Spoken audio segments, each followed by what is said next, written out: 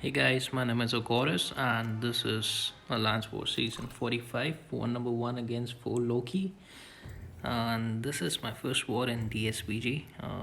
And I'm gonna bring my shiny new rank 5, which is gonna be Hood. So we're gonna start with our team, which is gonna be Hood, Quicksilver, and Odin. I'm gonna take path number 8. So Odin is for the pre-fights and this war consists of 7 fights, could have been 8, but I didn't take the last one. So the first fight on this path is a Terrax on Snowballing for Furies, and the node where you knock him down, he gets a cruelty buff. So the plan is to use Quicksilver for this fight and wait out this rock field to expire, and then just build up your momentum, and also like just start with the parry heavy, then a SP1, gain your momentum, and then use a special 2 in terminal velocity, and that's about it for this fight. It's a fairly simple fight. Like once I have 3 or more debuffs, uh, I will be immune to this rock field. But since he has that fury which increases his damage by 25% or something, and the armor breaks I have, like I'm taking a bunch of a little bit higher block damage, which is fine because after this SP2, we're just gonna do a medium light medium, I believe. No, so we're just gonna do a 5-hit combo into SP1. The whip flashes are enough to kill him. So we go on to the next fight, which is Dragonman on the similar notes, but it also has a underhanded comment node, which basically means when they have a buff, each buff reduces your defensive ability accuracy. So that means your parries might fail. So you just have to be careful about that. It's a tactic fight, so basically I'm gonna put a lot of withers on him, so this way I will be controlling his power gain. And here the plan is again start with the parry heavy, then with the SP1, and then SP2 in terminal velocity, and the whiplashes should kill him quite easily. So nothing special in this fight, so you just have to be careful. Like when they have a buff, your parries might fail, like over here. So I did a re-parry which worked. So now we're in terminal velocity, we use a special 2, so we're gonna double up our whiplashes, and here I just let them expire. So the fight went well. Next up is gonna be on path 8 section 2, we have a Mojo. So for this fight, again the same strategy. It's Mojo is also a tactic defender, so you will be placing a lot of withers which will kind of control his power gain in case he fulfills his prompts. So again the same strategy, so like nothing special. And we also are getting a good RNG on those whiplashes, and we've basically done like a 5 or maybe like 5 hit combos, which basically brought us to 23 whiplashes. And over here I'm just trying to dex back so that I can gain more momentum and reach my terminal velocity faster. And over here we use a special 2 with 33 whiplashes, that means it's gonna be 66. Here I just dash back and let it expire or let detonate on its own. So again a fairly simple fight. Next up was this Hulkling, where I'm gonna use my Thrud Stoke and drop near something pre-fights. So we're gonna use Hood for this fight, and Here the plan is use an invulnerability boost just to be safe in case he goes through a special 3. And here the plan is go invisible initially, and since I have more buffs than him right now, I will be slowly gaining power, and I will be reaching my SP2 faster than like he's gonna gain power. So here we just use a special 2, and we bait out this SP2, I believe. Yeah.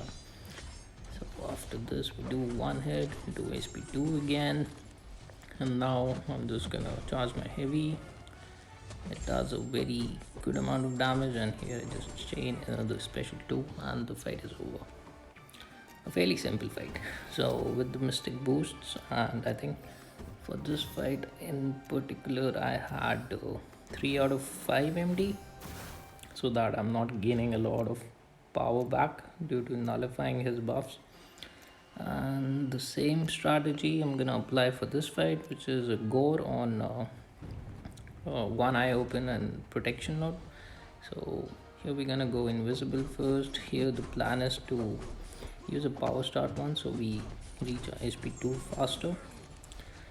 And once the protection is down, you should be using your heavy attack so that you do like the normal damage instead of like 90% reduced damage.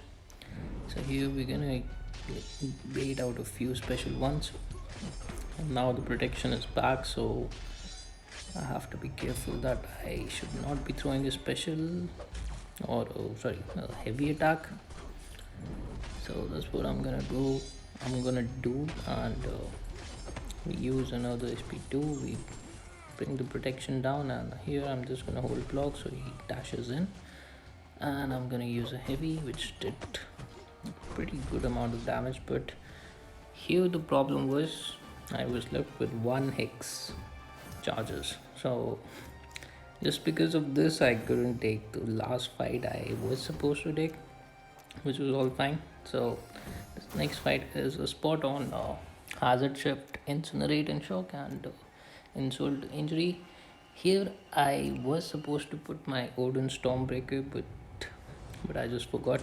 So you're basically gonna play without it, and it's a fairly simple fight. You just have to be careful about one thing, that once you have 3 debuffs, that's when you are going to like mitigate all those damage over time.